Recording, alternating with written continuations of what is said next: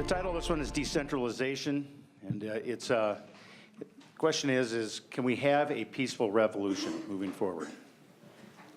I think it's a real good question. We just had a panel up here that was talking about elections and having independent candidates, and I think this is a nice next follow-up, because I think it's a real question. We have a great group of panelists here. David, Seaman, if you want to say a little bit about yourself.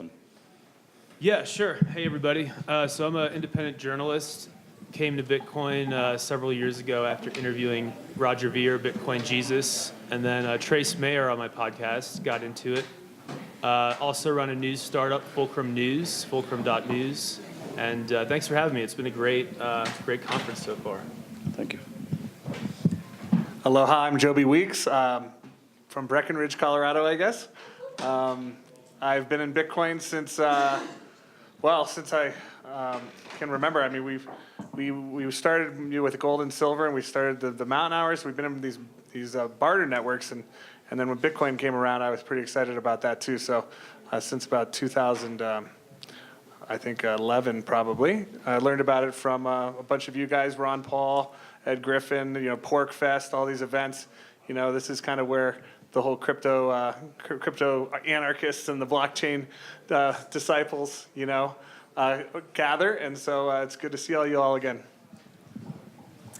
Hey everyone, I'm Lauren Southern. I am a YouTuber and a political commentator. And if you ask any of the mainstream media, Vice or Huffington Post, I'm part of the elusive, spooky far right. So watch out, got some dangerous opinions. And yeah, thanks for having me here. I really appreciate it. Peter Schiff.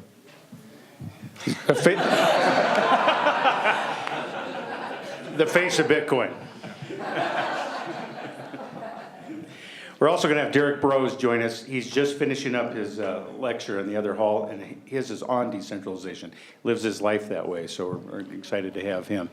I'm going to put it out there as a first question. Lauren, maybe I'll start with you, because I know some of the stuff you've gone through here recently.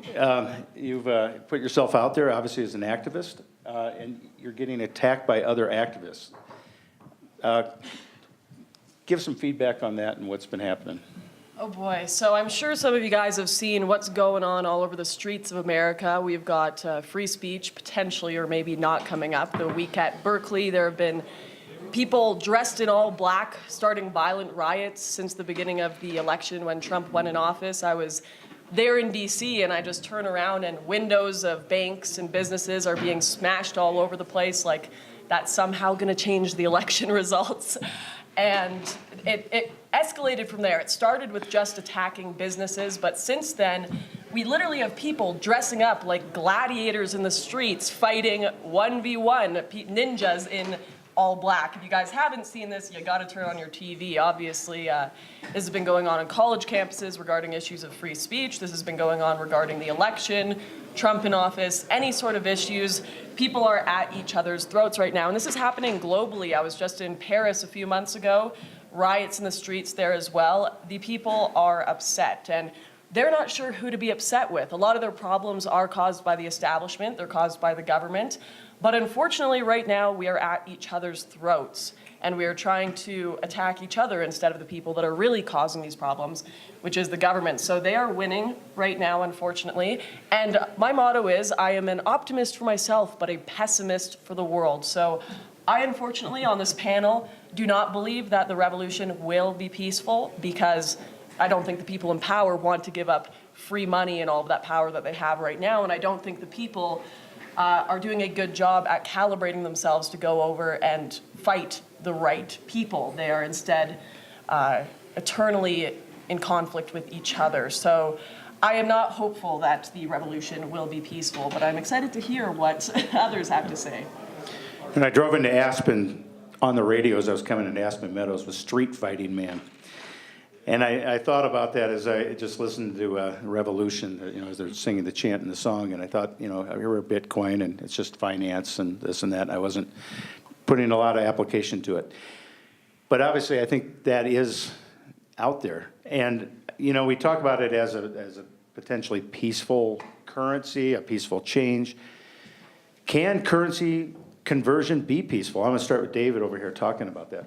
Sure, yeah, so the peaceful versus non-peaceful thing, what I was starting to say to you before we started is, I think where the violence starts, where the negotiations break down between the establishment and between basically everybody at this conference, is when central banks and ATM machines and banks literally decide to say, okay, the market cap of crypto is so high and the participation rate is so high that that we're not going to honor this anymore. We're not going to allow you to take money out of the ATM.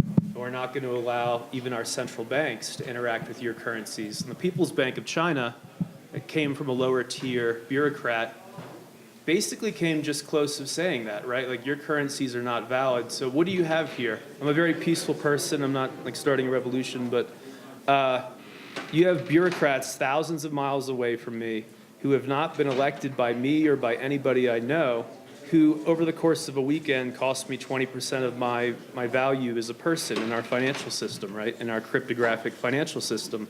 So to me, that's when the peace ends. And when we start getting real feisty is when they say, hey, your money's not money and you can't use it to buy food. That's when I say, fuck you. Your People's Bank of China is not a people's bank. Satoshi gave us a people's bank. So that's what I think. Joby? I think the sooner we can build an army of people that are all like-minded and we all work with each other, we don't need their money anymore. We can do business with each other, and that's what I always kind of do when I'm looking to spend money is let's do business with people that do business with us. Let's create opportunities for people to make money so they don't have to chase Federal Reserve notes and all that. I mean, there's plenty of opportunity out there. My goal is when people are like financially independent, when people are healthy, they have time freedom. Of course, money, I like to say this quote, money doesn't buy you happiness. Money buys you time. Time buys you freedom. Freedom buys you happiness. And people that are happy are usually healthy and financially independent, right? It's hard to be happy when you're sick and when you're broke and you're living paycheck to paycheck. So I try to meet them where they're at, create opportunities where they can earn passive residual income, teach them about natural cures, like Ed Griffin writes in his book, The World Without Cancer, and others, so that people don't want to have a violent revolution if they're rich and happy. It's only the poor people, right? So we create opportunities for people everybody to be rich and healthy and happy, then you don't really have to worry about violence. I want to bring, yeah, that's right. I want to bring Peter in this discussion. I've probably been asked this question more than any other question is, why is Peter Schiff getting asked to come to this conference? Well, And I just want to say one more thing on that lead up is, I personally really am glad he's here for a lot of reasons. And one of the things that I read the tribute that he gave to his dad when his dad passed away, and I just talking about it. It almost tears me up as I talk about it. And I mean, I think your legacy, regardless of what you think about Bitcoin or anything else, I mean, what your dad went through and what you obviously personally went through with that is, to me, when I think about the front line of finance and taxes, I mean, it's right there. And so I'm really glad you're here and you're representing that voice. Thank you. Now, actually, before I even answer this question, I mean, this may seem a little weird, but I just want to clarify something. Specifically, what is the revolution that you're referring to? Well, the revolution in that is, if money is to go away, or we have to change money, and we've all talked about this as Bitcoin. I know it's not your medium. We've talked about this as the change. Obviously, that's going to be a revolutionary change. All right, so I don't think, I think what we're going to have in money, I think we're going to revert to a monetary system that works, right? I mean, for thousands of years, we had a monetary system based on gold. Gold was money, and there also were various currencies that existed that were backed by gold. These were called money substitutes, whether they were Deutschmarks or pound sterling or dollars. They circulated as money, but what gave them value was the gold that backed them up. So that's the monetary system that we were on for a long time.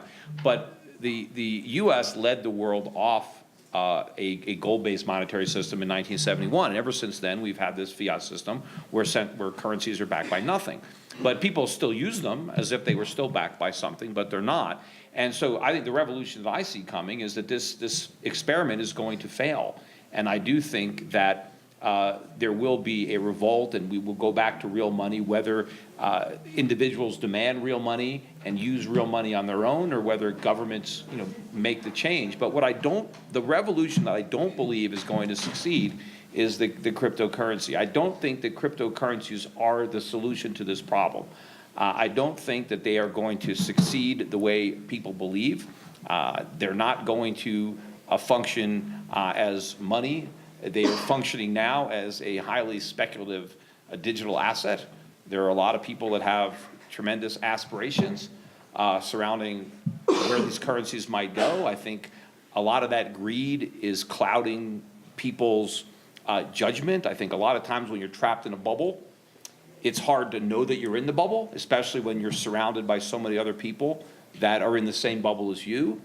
And I know, too, that when people look at it, when people are convinced that something, Bitcoin is going to go to 1 million, nobody wants to sell. Nobody wants to be the guy that got rid of his Bitcoin and missed out on all that wealth. I mean, people probably know exactly how many Bitcoins they have, and they probably multiply it by 1 million, and they start spending this money mentally, and they're there, and they're getting so excited about all this wealth. But I think this whole thing is going to end very badly. I think that this is going to collapse, and not for the reason that Jamie Dimon says that, the governments are going to kill it. They're not going to have to kill it. It's going to die of natural causes. Ironically, if the cryptocurrencies could succeed, the governments would kill it. And they could kill it very simply. They would simply ban it. They would outlaw it. They would say it was contraband.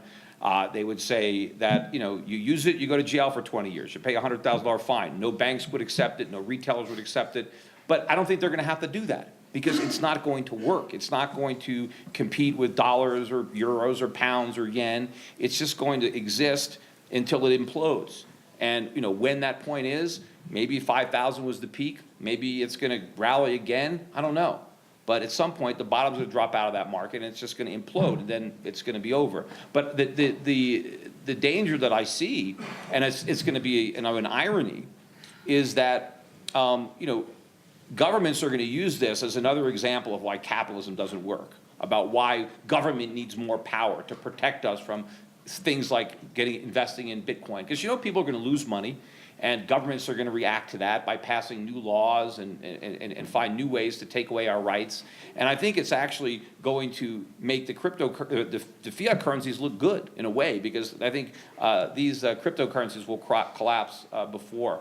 And, when I came to this conference, and you guys asked me to come to it, and what it reminds me of, even though it's on a much smaller scale, is when I went to the Mortgage Bankers Conference in Las Vegas in 2005 and 2006, where I went to an audience of 3,000 people, all mortgage bankers, to tell them that they were about to go out of business, that they were going to lose their jobs, that their companies were going to fail. And, this was all the subprime lenders and subprime, and these guys were like high, they had tigers in cages. I mean, they had spent so much money on this conference in Las Vegas. I mean, money everywhere, because they were making so much money in the mortgage business. And I was telling them that, hey, you guys are going to be out of business. This thing is a bubble. The market's going to implode. The subprime market's going to collapse. And I actually went there to try to get them to invest in the hedge fund that we had set up to short the subprime market. And out of 3,000 people that came to that conference, about 60 of them went to my workshop, because that was the deal. I said, I'll go to your conference, but you got to give me this workshop to promote the fund. I had one person that invested. Everybody else just thought I was crazy to think that real estate prices could fall, that the real estate market, the mortgage market could implode.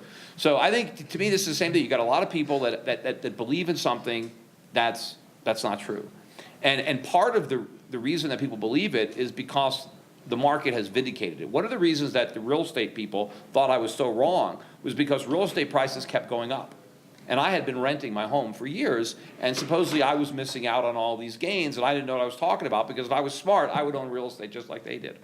But I knew it was a bubble. And I think the same thing is here. I mean, people bought Bitcoins years ago, and they're a lot higher, and they think, well, they're right, they're smart, because they bought these things and they went up. It just means that other people made the same mistake, except they paid an even higher price than you did. But at some point, the music stops.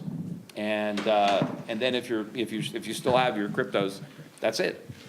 And the little advice I would say is, hey, take some profits. If I'm, even if you want to go out of this conference and you still think that this thing is going to the moon, okay, fine. You don't have, sell half. You'll still get rich if you're right. But at least if I'm right, you won't lose it all.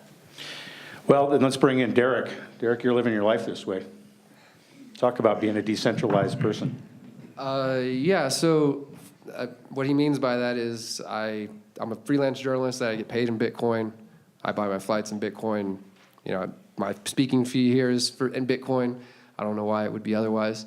I adopted the lifestyle. And for me, the reason is not just because I'm trying to compete with the US dollar, because my personal beliefs are that this system is rigged from top to bottom, from the Federal Reserve System all the way through each level of the government. And I am seeking a revolution, or more of an evolution, but a revolution in the sense of completely rethinking everything that we do, from government to economics. And so I choose to adopt, whether it's Bitcoin or other cryptos, and other forms of decentralized living, trying to unplug from the state's economic system, trying to unplug from unsustainable food production systems, from the centralized education system, academia, all these different forms of centralized power where people benefit. I try to unplug, opt out, decentralize from that, and encourage other people to do the same.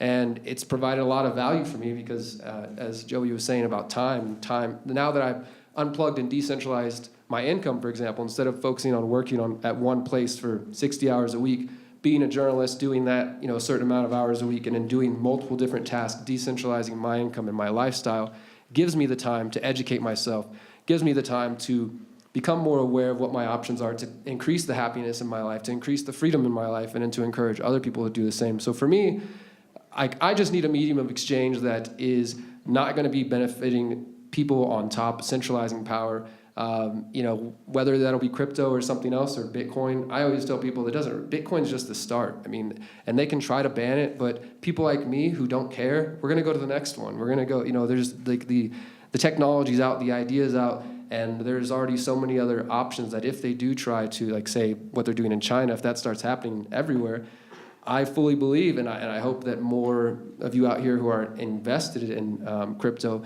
are not just using this as a way to make money or to pad your portfolio, that this has the potential to really, truly be revolutionary, and you have to think in those terms. Stop playing by the government's rules when it comes to crypto. Otherwise, it will die. It will get stuck in a box if you play by those rules, if you play by Jamie Dimon's rules and by Janet Yellen's rules and by whatever puppet they put in the office's rules. We have to think in new terms and stop thinking in terms of what the state has given us.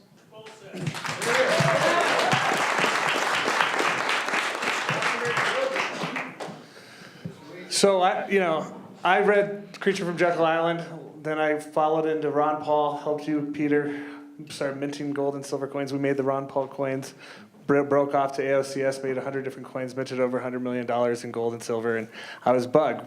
But I couldn't get anybody to spend gold and silver. They were putting in their safe and buried in their backyards. It's great money, it's an awful currency.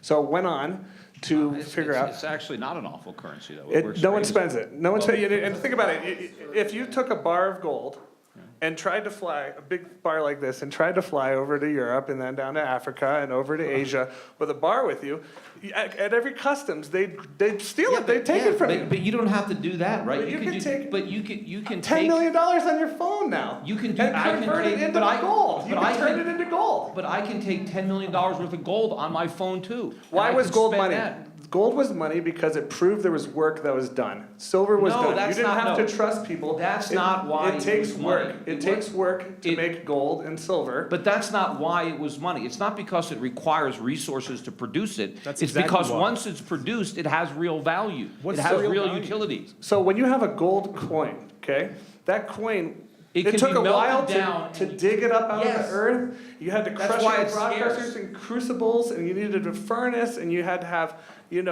dyes to Yes, stamp and out in the beautiful end, you coins. got actual So that's gold. why, exactly, you got gold, and that's And why. gold has value. It has uses. because work has been done. No, not You don't because have work to has been trust done. anybody. It's because it has It takes actual work. use. Can I get an agreement that it takes work to make a nice, beautiful silver coin or gold coin? It takes effort. You have to pull it out of the earth and make a coin, right? Yes, but now you have something real as a result Versus of a your piece work. of, versus an IOU, a debt note, a piece of paper that promises I'm maybe not- you'll do work, right? Maybe, so you have to trust that someone, if you get paid in an IOU, I'm gonna mow your lawn. But what you does give that me have to something- do with a Bitcoin? Well, because it takes work to make Bitcoin. Yes, but Proof once you of do all work. that work, you have nothing. No, that's not true. You have a Bitcoin. You have Bitcoin Have is you read- nothing. Have you read Satoshi Nakamoto's white paper? Here it is. You- Here's his white paper. Have a read. Doesn't matter. I don't Have a read of it. You haven't even read it. It's not real money. It's nothing. Read But you know what? the As I white said- paper. And what backs Bitcoin is the blockchain. That's what gives it value. No, The the blockchain is what backs Bitcoin. No, the blockchain is not Bitcoin. Bitcoin is No. something The that you can- blockchain, for the first time in the world, we can now digitize an asset and send it across But the yes. internet without having to go through a trusted third But party. Bitcoin is not an asset. You can do it with gold. How can I can send say- gold across the internet without going through a trusted third party? Huh? How can I send gold or silver or anything else Yeah, you're gonna have across to the use you're gonna internet use a without? third, you're gonna So that's use what a I'm third saying. party. For the But first there's time in nothing history, wrong with using a third party. for the first time in history, we can now send an asset. Any asset can be Yeah, you can- digitized, yes. For the tokenized, first time in send history- it peer to peer across the Yes. internet without going through You a can trusted send a third worthless party. asset anywhere you want. Then Yes, what- fantastic. Then look, That's great. I But can you say send my worthless. worthless You asset. say worthless. I can turn Bitcoin into gold. You think gold Today has you value? can. I can Today turn you Bitcoin, can. so it's not worthless. It's Not worthless, is it? I has can a- turn it into gold. It has a market value today. It may not have any market value tomorrow because intrinsically, the Bitcoin has zero value. There's no utility. You can't There be is used for total anything. utility. I can take $100 million out of China No. and turn it into Bitcoin or turn it into real estate in Vancouver. If- Instantly. You can't do that with gold or Yes, you silver. can. Well, And believe with me, a- I was a with big a gold third and silver party. guy. No one in here is minted more gold than me. Well, too bad you don't understand money. I told you guys the revolution wouldn't be peaceful. I want to. I do have a question for you guys. What percentage of people actually own gold or Bitcoin? I think you should own it all. Gold, No, but Bitcoin, what silver. percentage of people, like of the population in just the West, America, small. Canada, very small percentage. So when we talk about the idea of a revolution being peaceful or not, we're still talking about just these big ideas of Bitcoin, gold. We're not talking about the general populace, who are the people who are going to be affected by this currency collapse and the crisis that we're going to face in the future. And a lot of those people are not being convinced to trade in gold or Bitcoin right now. And while it's all fine and dandy to talk about these kind of dreams, I love Joby because he's just like, we'll just make everyone rich. It's like, it's the total opposite of Look, socialism. but if you have a we'll just bank make everyone account, poor. if you live in a country that has the rule of the law, if you live in a country with a bank account, you've got, stocks, title to real estate, Bitcoin's not for you. It's not for you. It's for the 2 billion people out there that can't prove they exist. It's for the people that don't have titles to real estate. It's the 5 billion people that don't have bank accounts. Who gives a crap about Americans? You already have Venmo and PayPal. These are the guys that are getting stuck by Western Union and MoneyGram. I was just in the Philippines. They're paying 10-15% to get their money back from Singapore, from Dubai, working around the world, getting shafted. They can do the Bitcoin same is the thing with gold. solution. They No, do the same thing it's with not. gold and have real money. Bitcoin is not for you. It's for the people that can't even prove they exist. It's for the people that can't Why hold should they title do to the that? real estate. It's for somebody like me who doesn't pay taxes, doesn't use a bank account, doesn't use a credit card, and just traveled the country paying for all my gas with Bitcoin. Like that's who it's for. It's for the people who want to be away from this system. I think and it's for anybody. want- I think But it's for anybody can anybody. adopt it. For right now, it's valuable if you're not trying to be plugged in and really could care less about what the U.S. dollar is doing. Or as Joby was saying, people in other places that don't have an option to be able to transfer funds without exorbitant 5 billion fees. people don't have bank accounts. With Bitcoin, they can have a wallet in 30 seconds. They can now do business with anyone, anywhere in the world, instantaneously, very low fees. You can turn that Bitcoin into any currency you want, it's way faster than a bank. Have you guys ever sent a wire? It takes you $45 fees. Well, It takes like 3 the days. fees are not as low as you think, and they've been going up. So they Oh, make. it's way cheaper than the $45 wire fee, and that takes 3 days. I can do 10,000 Bitcoin transactions in the same amount of time. So the velocity of money is speeding up. But as I because said, but I could use the internet to send my gold someplace too. It's the same thing, except I send something real. You have to use a third party. There's There's nothing wrong with using a third party. People have been using third parties to store wealth for centuries. No, they're not all evil. We want to cut out the middleman. David, come on. Yeah, so, Every time you do business, you're doing business with a third party. so I think the gold bug's fear of cryptography and cryptocurrency, not just Schiff's in particular, any gold bug's fear of crypto, I think. I was on the last panel in here. I wasn't on it. I was sitting in it with Jesse Ventura and Kucinich. And one of you guys suggested that the blockchain, aside from currency, one of its top uses right now will be get us more credible voting systems, right, where we know that our vote actually counted for something. And Ventura kind of exploded at the guy. And it's like, I don't trust computers to take away what the paper ballots are doing. Some things can't be improved upon. Paper is good because you can always recount and because it's decentralized, right? You have these individual counties add the ballots up. If there's a problem, you recount the paper that's in that box. So cryptography does a very similar thing. At scale, if there's a problem, you can recount the paper, right? That's what the blockchain gives us, is accountability. And in my vision of history, human beings did not come across gold and make that currency or make that the base layer of currency for 6,000 years because it has any special properties, just because it is provably rare and because you can work to mine it, as he says. And that is literally it, because currency is a human cultural object. Show a fucking Bitcoin or a gold coin to a dolphin, arguably a brain structure as complex as ours, if not more. It has no interest. It just lets the gold coin fall to the ocean floor and it continues doing its thing. This is a part of human culture. Currency is a social network. Cryptocurrency won't drop to zero. It'll go above $1 trillion. Well, first of all, I don't fear Bitcoin at all or any cryptocurrency. I mean, but for you to say that gold didn't have any special properties that enabled it to succeed as money relative to other commodities that have been used as money just shows that you know nothing about money. You know nothing about gold. To think that it doesn't have properties, the properties that gold has that enable it to serve as money are properties that other commodities don't have. I mean, well, all right. Well, let's say I wanted to use cattle as money. I mean, the properties that gold have, and obviously Bitcoin tries to replicate them, because if I have an ounce of gold, every ounce of gold is exactly the same. I can take my ounce of gold and I can melt it down and I can make it into smaller quantities, right? I can take my gold and put it in the ground and dig it up 100 years later and it's still there. It's not going to corrode. It's not going to go away. So, gold can be shaped. It can be hammered into, and spread. I mean, it's a very useful metal that has properties that other metals don't have. But apart from that, it's very desirable as a luxury good. It's in ornamentation in your home, in jewelry. I mean, it's been valued as a wealthy, a luxury good for centuries, for thousands of years. It was a commodity before it became money. Money wasn't. We used to have a barter system. Money was an invention by man. Man invented money, and it made us more productive. It enabled lending and savings and finance and insurance. It was a huge leap forward for mankind to not have to, if you made chairs and you wanted, a pair of shoes, to have to find a guy that made shoes that wanted my chair. That was a lot of work. When people found that you could use money.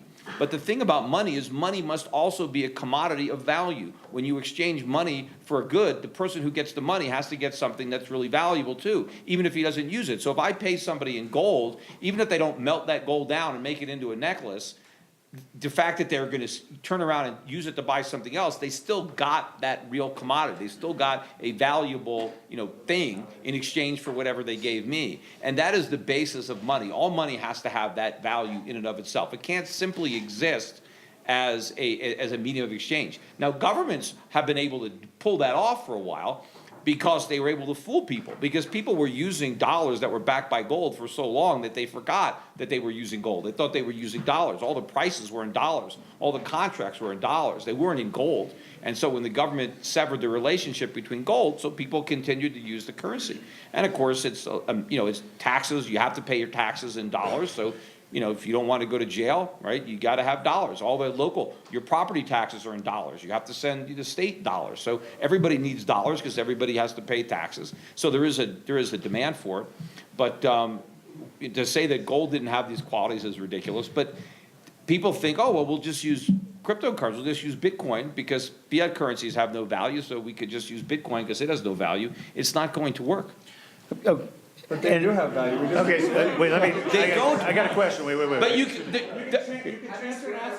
yes, Okay. and there's 1,000 digital currencies that do exactly the same thing, and there could be 100,000, and Bitcoin. Platinum is pretty. Platinum's pretty. Okay, It's rare, right? I mean, platinum could be traded I as wanna- a Can I share currency. something with you?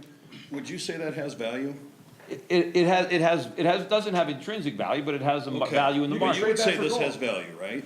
So if I buy Bitcoin with this, and then I take my Bitcoin and I buy gold, you're telling me that Bitcoin isn't worth anything? No, it has a market value in that somebody will give you something for it, but they may not, because it's all based on confidence. The only person who's going to take your Bitcoin is if they think somebody else is going to want it in the future. But that is going to change when this Somebody is bubble gonna want block. it because we took a real tangible No, there's- asset and bought it with it. Yeah, just because you bought something doesn't mean it's going to hold its value. Yeah, and it's a waste of Okay, electricity. I'm going to cut it off right here. Wait. We talked about decentralization as a peaceful revolution. I want to get back to this question because I think this is important. Peter obviously brings up, I think the thing we're getting here as a question is, we know that we can mine Bitcoin, we know we can mine gold. There's a similar quality here. Well, you're not There's a really proof of- mining it, you're just solving a math problem. They called it Okay, mining mining. to make it sound like gold. Okay, Because it's a proof- fair enough. I think But one of there's the. no mining, you don't have a pick, you don't have you're not mining anything. You're solving a problem. The gold's There's nothing. The gold's already here. But many people, okay, I want to get back to the question at hand though, because many people that started with Bitcoin came from gold. They came from gold and silver. So the question I guess I have, in the system that you talk about, one of the challenges that anybody who talks about gold or silver, you said, well, I think it will revert back to this. I think there'll be a collapse and it'll revert back to this. I want to get back to that bridge. What is the bridge in? Is it a revolution? Well, look, there's a market. I mean, look, people use FedEx, right?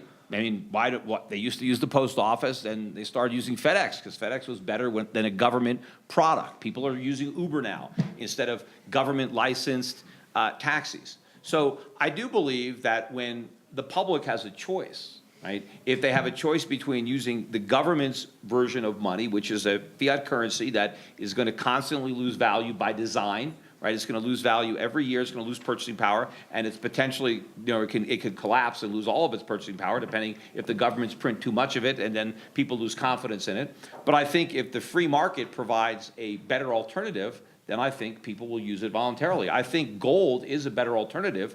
I think with the internet today and with the ability to transact in gold electronically using the internet, I think more and more people will start to realize that it's very efficient and very easy to use gold in commerce. It's just as easy as using dollars or pounds or yen. But I don't think it's going to be the cryptocurrencies, because I don't think they're going to work, because I think the price is going to implode, and then people are going to lose too much, and it's not going to be there, because it's not going to be a store of value. And you can't have a money that doesn't have a reliable store of value. If you can't put money aside and be confident, and you can't have, price things in a currency where you have no idea where it's going to be. I mean, Well, how do we go from a paper dollar to a gold dollar? What's in between that? well, I mean, That's to me, that's right. well, eventually, I do think that the governments, again, will back their currency by gold, which is what currency needs to be backed by. It can't just be backed by nothing. It has to be backed by something, and generally, gold is what they do. And most central banks have gold, and a lot of central banks have been accumulating more gold, and I think central banks Can you prove that, know. Jake? Can you prove that work? Can you go there and prove that gold's there to us right now? Our gold in Fort Knox? Yeah. Well, We'll we go know. right now. You can show it. Well, obviously, I've never been there, but a lot of the world's central banks own gold, claim to own gold. They have gold reserves, and they've been buyers of gold. So I think the world is preparing once again, because right now the main reserve currency is the dollar, and we're now the world's largest debtor nation. We're not the creditor nation that we used to be when we became the world's reserve currency. We have 20 trillion in debt, and they're about to get rid of the ceiling so they can really crank it up. And you can start to see the world trying to move away from the dollar. And when the dollar does crash, I think that they're gonna have to back their currencies by something real. And so I think central banks are preparing to back their currencies by gold. But even if governments don't go on a gold standard, the people can do it by themselves. The people can use modern technology to go back on a gold standard. They don't have to wait for the government to do it. They can do it themselves. But I think these cryptocurrencies, unfortunately, are just going to be a sideshow, because I think a lot of people that should be buying gold are buying cryptocurrencies. Hey, Bitcoin.org/bitcoin.pdf. I'm in my libertarian book All right, I'll club. read it tonight. I don't think it's going to change my mind. Yeah, who? Oh dear Lord. Okay, well, who? What does he look like? Who is this guy? Where does he live? He's smart. Where does he live? Can I meet him and shake his hand and talk to him? Yeah, I'm He's in, some mysterious fan. But see, it's like the cult of Bitcoin, and he's the leader. You know? I am in my libertarian book club nightmare right now. It's like I knew when I agreed to go to this. Do it you would have to just go like be this when you talk about circle jerk of arguing about gold or Bitcoin and the non-aggression principle while the world is going on around us, you know? And the reality is, I love Bitcoin. I love gold. You guys are great. But the reality is, there are probably more people on welfare in America than people who own gold or Bitcoin. And how are we going to deal with this issue when, yes, Uber is better than the government, but what money are they spending grabbing that Uber? Money that they're getting from the government in loans. There are literally so many people don't want to work anymore. The government are importing people that don't want to work anymore. There's a 10 to 15% populace that are literally incapable of working within our current system that isn't talked about very often by people who have IQs below a point of being able to even do menial jobs. So when we talk about we're going to have gold and Bitcoin and everyone's going to just work and it's going to be great, well, it's a bit, I mean, I love that idea, but it's a bit utopian in our current state. What if people don't want to work? It's going to be violent if we switch currencies and ours goes into crisis and collapses and people don't want to work. People don't want to get Bitcoin. They don't have Bitcoin. They don't have that wealth. So there's a reality going on around us right now outside of this world of debating whether Bitcoin or gold is better. And those people are going to have a lot more problems than just buy some Bitcoin. So, you know, I think that, you know, outside of taking like Republican conservative talking points about welfare, that we got to think bigger than that. We have to think about the technology talking points, it's that, you know, there are people who don't want to work.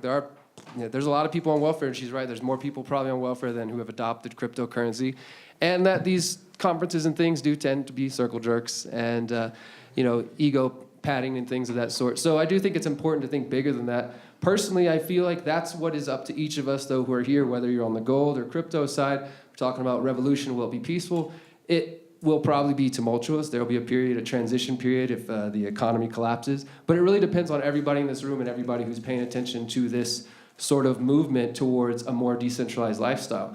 Because again, I feel like some people come to these things, but are we really changing, you know, all the different aspects of our lives? Like, how much are we contributing to the problems that we see? If you're still using Federal Reserve notes, then, you know, you're a part of the problem, whether we like to admit it or not. So we have to think about our own actions, think holistically in terms of what are we doing to contribute to these problems? Are we actually reaching out to people to try to communicate to them to understand the value of taking care of themselves, the value of self-governance, the value of not relying on the state, and all these kind of things? Because otherwise, we're just bitching on the sidelines and, again, circle jerking rather than living the philosophies that we're talking about. And that's what I hope to encourage you guys to do. And finally, on that thing, I encourage you to invest in seeds, because when it comes down to it, I can't eat gold or Bitcoin.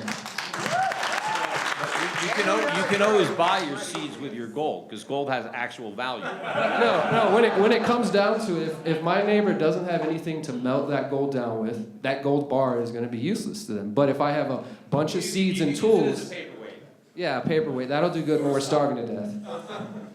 Along with Bitcoin comes decentralization, and Mr. Schiff, I realize that you're not a crypto fan. I understand that, but you are a big fan of third party. And I'm just wondering, as a consumer, speaking for the majority of people in America, how well that third-party control is working to the average individual in this country?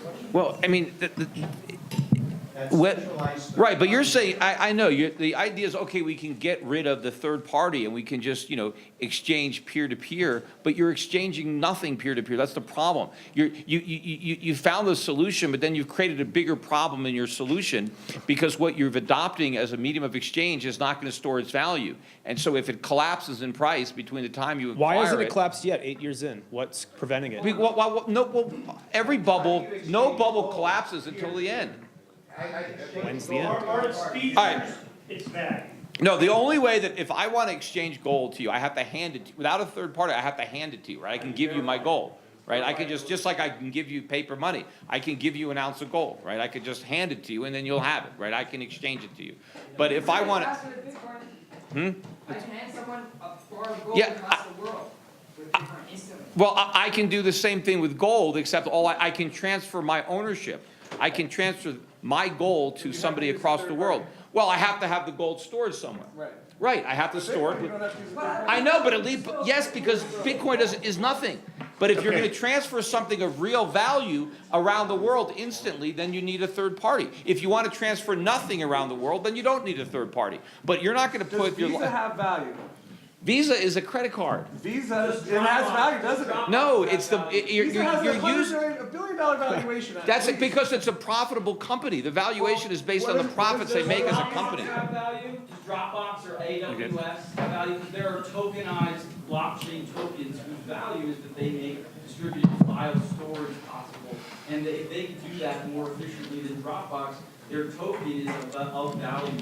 The tokens doesn't, just because the company has value, doesn't mean that tokens that they issue have value. Your right to cash it in for file storage, then it has value. Well, yeah, I mean, in that case, it's just like frequent flyer mileage that has value. I mean, but it's not, but it has to, if it's linked to something. Like, look, McDonald's could launch a cryptocurrency that's backed by a Big Mac, right? And it's, as long as you have it, you can exchange it to buy, and then it would have real value, because you can go to any McDonald's and you can get a Big Mac for your Mac coin.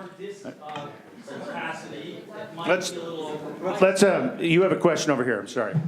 I just wanted to make a small comment since this whole thing sort of, I guess, kind of opened up. But I think sort of the point is kind of being this, we're all touching upon like characteristics of Bitcoin, other blockchain technologies. And I think the real point is that what blockchain does is it commoditizes trust the way third parties have taken advantage of people over the past hundreds of years. So if you look at the entire history of the world, it's all about people who can move assets. And eventually the Venetians said, listen, we need a way to track assets, so they created a credit debit system. And then you have institutions like government, schools, and businesses who have taken advantage of the fact that we can't trust each other to deliver a service or a payment or education. And so they said, listen, you can place your trust in us so that we can deliver it to you. And that's exactly what's happened. And that's simply because the databases are siloed, we can't trust each other. What blockchain does is it decentralizes the information so that we can all see all transactions.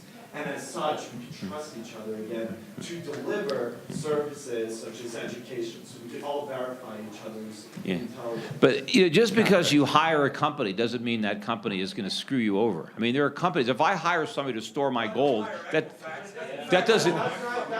No, but I'm not about that. Well, if you're talking about where gold money, if I'm hiring Brinks to store my gold, and if they've been in business for 160 years, reliably storing gold for people, why would that stop? The most valuable thing is identity. 143 million of us just lost our identity, and we're not even paying that fucking company.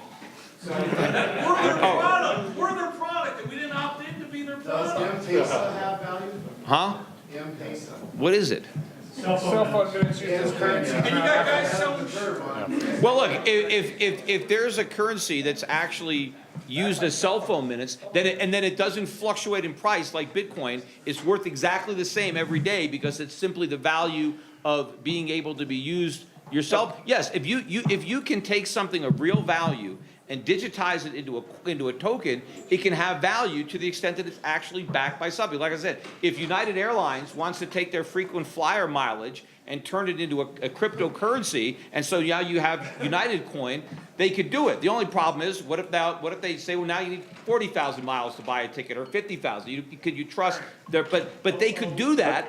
But you can't have these things that have absolutely no real value whatsoever, like a Bitcoin, and just say that that's going to be currency or money when it has. Okay, no, I just gotta ask, okay, because we're really getting into the money thing here, and I want to bring this back about decentralization. And again, we brought Derrick in here, we brought Lauren in here to talk about some things here. I want to ask this question: if a lot of Derricks start going out of the system, getting out of the system, does that revolution? What happens? What does the system do to a lot of Derricks? Do you want to get into this? Oh boy, I'm just extremely entertained. I lied. I think the revolution might not be violent at all. You might just convince everyone who disagrees with you to just kill themselves after all the ranting. So, you know, it'll just be you guys left. No, but I don't even know what we're talking about anymore. I was so excited. I was going to be on a panel where we weren't going to talk about the NAP or crypto the whole time, and you guys pranked me. Well, I'd like to address this thing as far as go ahead. how we solve the more people on the welfare problem.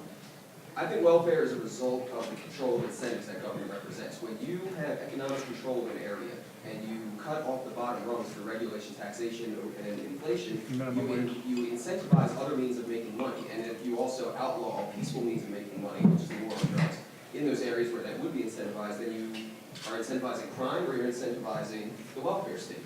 So I think it's that in control of the incentives and replacing them or competing with them. So maybe enough outreach for these alternatives done in those areas. So this is the thing. I just recently made a video called "The Problem with Libertarianism," and I had to change it to "The Problem with Libertarians" because the reality is I love the ideology.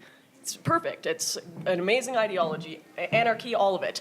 The problem is we've got a lot of people who will talk about, like, yeah, if we get rid of welfare, then people will be able to work. If we get rid of the government, then people will be able to do this. But the problem is, will it happen? Will it be violent? That's the question here. Right, How do we do that? But libertarianism is not anarchy. There are some anarchists, but I don't think that addresses this means limit small government. I don't think that addressed my point. I said if we compete with the incentives, because if government has control of those incentives and is driving the incentives towards illegitimate. Do you think the government will let you compete with them? Well, we don't have to have permission. That's what this. Well, no, they'll find a way to stop you. Well, the problem, though, without relating it.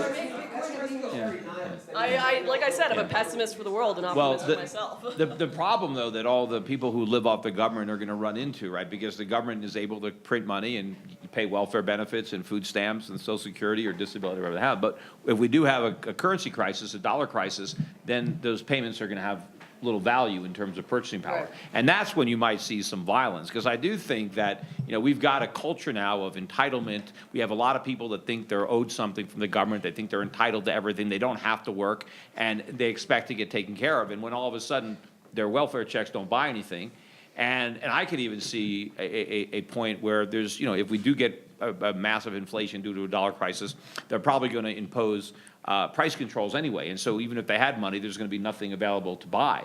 And to the extent that merchants do have things to sell, they'll probably be selling it on the black market because they're not going to want to accept rapidly depreciating dollars in exchange for their scarce merchandise. So when that ultimately happens, we could see some violence, not maybe of the kind you're thinking, but just when all of a sudden all that free money stops coming. And then people are going to be looking, you know, to blame. Who they're going to blame for all this. Well, Derrick brought up seeds. I just want to say that's one of the hard parts is how many people are self-sustainable anymore? Well, definitely as far as, you know, Lauren's pointing to this, the niche that this movement is, and that's the truth of it, that whether you're talking about libertarianism or the crypto community, it is a niche. And I say this with respect to the organizers of this event and other events like this, but perhaps that's because we're in Aspen with a conference that costs several $100s to get into and to fly to, because the people who need these things can't afford to be here. They can't, you know, they're working. If they're trying to survive, maybe they get welfare and they're working because they're trying to make ends meet or what have you. But typically the people who, I think, the people, you know, the poor of the world who we're talking about benefit from crypto, they're not here. They're not here at this conference. This is they're not. is the way to bring them from. I agree. I know. That's what I'm saying. It's our job to do the outreach. That's what I'm trying to point at. Is because the people who really need it aren't here. And I say that as somebody who got paid to come here and speak. Obviously, I'm here, but I go home knowing the people that I live in Houston, the poor communities that I'm surrounded by that have no idea about Bitcoin, is because the events aren't geared towards them and because the audience isn't reaching to them. And so how many of you are actually doing any outreach and getting outside of your own communities to go talk to them? And there's a lot of good people who are doing that work, but that's where I think that the work needs to happen if you ever want it to grow beyond a niche movement and to be the thing that we believe it really could be. Because I live in the east end of Houston where probably there is a lot of people, welfare recipients. There's our old Hispanic and Black communities who could benefit from being off the Federal Reserve note. And I've been doing my efforts to preach to them and get the immigrant communities in Houston to understand, don't adopt the Federal Reserve note. They see that as, oh, now I'm official. I've got my documentation. I'm using dollars. I'm trying to get them to see the opposite, to work outside of the system and to use things like crypto to create value and to maintain the value in their communities. So if we want it to grow, if we want it to be less violent, or maybe even possibly peaceful, then a lot more outreach is needed, and not just in our own circles. Good job. Ernie. When you invest in Nexus, you are investing in Vector. Vector is going to shoot satellites up to being free internet and free blockchain down to everybody. I think we can all agree that the internet has been a huge financial boom to a lot of people who didn't have access to that. So that's one solution right there. If you invest in Nexus, you can free the world from it, possibly banks. The solution is to go back to our communities and actually host roundtables ourselves, have pizza parties, invite single moms over, teach them about Pizza how parties. to secure, Pizza parties. I Wait do a second. Teach them how to secure their crypto. If they watch a video and prove to me they've watched a video, I send them $50 once they send me a wallet, I send them $50 in crypto. And start getting adoption going. Ernie. Yeah, Ernie, go ahead. Yeah, this is, This is something we can all do. Yeah. And have been doing for a long time. There's a lot of people that's been doing this. But I want to ask Peter this one thing. And this is, and it's so obvious to me, and I'm wondering why. Tim and I, he's a financial planner in Scottsdale. We have gold money accounts, okay? We've invested in good and trying to move it around. Well, I'm still waiting on my MasterCard, and I wanted, I get the money back, I can file it, but it's all this third-party stuff. So when you use a Visa, I'm paying 4 point whatever, 3 point whatever, 2 point whatever % for the features of the ease of that.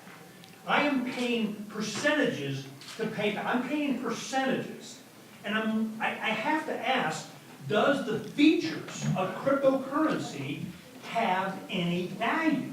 It's those features. It's how much gold and silver am I willing to put up for those features. Those features have value. It's the only thing that gives Visa its value, because it takes my money to do it. No, well, first of all, I just got that one question. well, first of all,